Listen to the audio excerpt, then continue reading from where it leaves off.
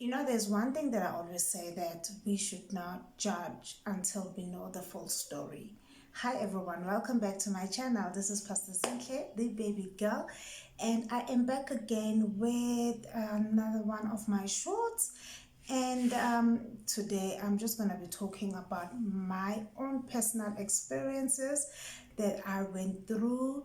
And before we get into the video, make sure that you hit that subscribe button and make sure that you like. If this is the sort of content that is blessing you, that is exhorting you, that is healing you, that is bringing healing to you, make sure that you hit that like button. And if it is a sort of content that you would like to continue receiving, make sure that you hit that like button. So welcome. If you are new here, make sure that you definitely join the tribe. We are growing slowly but surely. We are growing, and God is definitely healing us through this platform, right?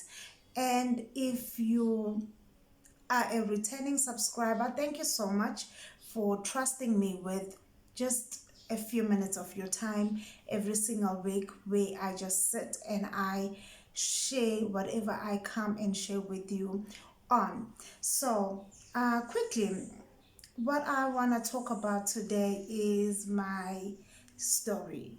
Right, this is my personal story. So many of you do know that I always do mention sometimes in some of my videos that I did lose a son a while back. It was in 2014. So it was not easy, but it happened. So this one is just like sort of like a continuation of my healing process, right? So today I want to talk about my miscarriages, actually, but there's this one specific one that I want to talk about after my son's passing. So make sure that you definitely hit that subscribe button if this is the sort of content that you would like to hear. So this is going to be like in a story time, obviously. After my son passed, I struggled with accepting his passing, because it was sudden. It was a tragic accident. It was sudden, so I struggled. But then I honestly thought that I was ready, or I was healed enough to try again, right? So we kept trying. The first time, if you've been in my position, or in a position of loss, you know that every time your period will come, instead of you celebrating that my period has come, you will be broken, because you'll be like, oh, I thought it has happened. And that was the case with me also. For the next 3 years, let me just say, after my son's passing, I kept trying. And the first time that I did a pregnancy test and it came back positive, I was excited, but I didn't tell my husband. I didn't want to raise his hopes high, because obviously the death of our son shattered him. That was his first son. So I didn't want to share the news with him. And then at 8 weeks, mysteriously, then I lost the pregnancy. So I dealt with that miscarriage on my own. Yes. And then I think on year number 4, whilst we were still trying, I fell pregnant. I fell pregnant again. And also kept quiet, because obviously the fear now is already there, that if I share this news, even with my partner, it might be too early, so let me just wait a bit. So the first day that I did the pregnancy test, came back positive. I was so excited. I didn't tell anyone. I went to God and I prayed, right? And I prayed and I was like, God, let this be the prophecy fulfillment that was given after I lost my son, and went to my gynae. My gynae was super excited for me because he actually shared my pain with me over my son's death. So I went to my gynae and he checked, everything was perfect. He told me that I was about 10 weeks. Yeah, he said I was about 10 weeks. And then he said to me, come back in 4 weeks time, but everything looks perfect. And then I asked him, you think I should tell my husband? He's like, yes, I think you can tell him, you've been trying and everything is perfect with you. So yeah, got home, told my husband. We're excited about it. 4 weeks later, when I went back to the gynae's office for my appointment, we checked, no cramps, no nothing. I was perfect. My breasts were filling up. I was literally a pregnant woman, right?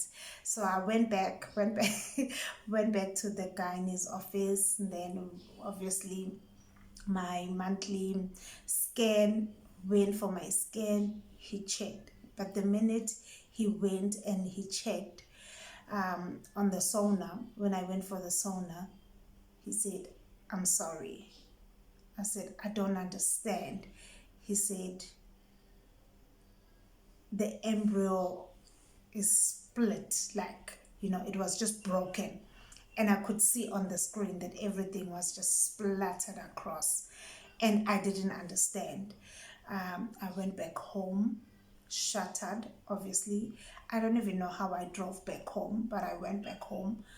I immediately called my mother. I was broken. I was shattered. I called my mother. I was hysterical.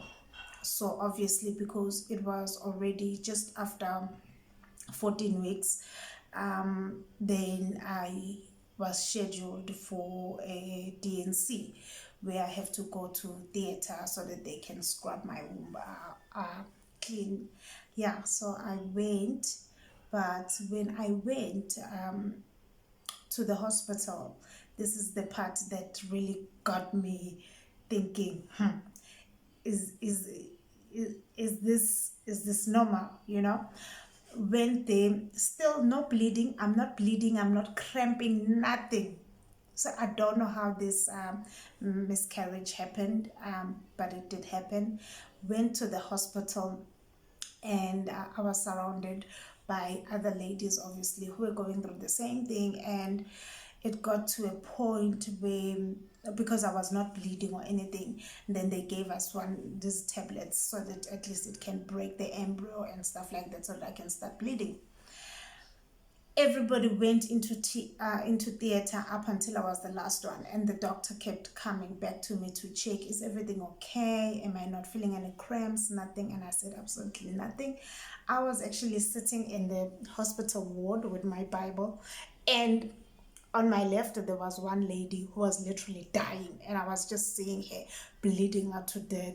And on my right also there was another one, and I was preaching the gospel.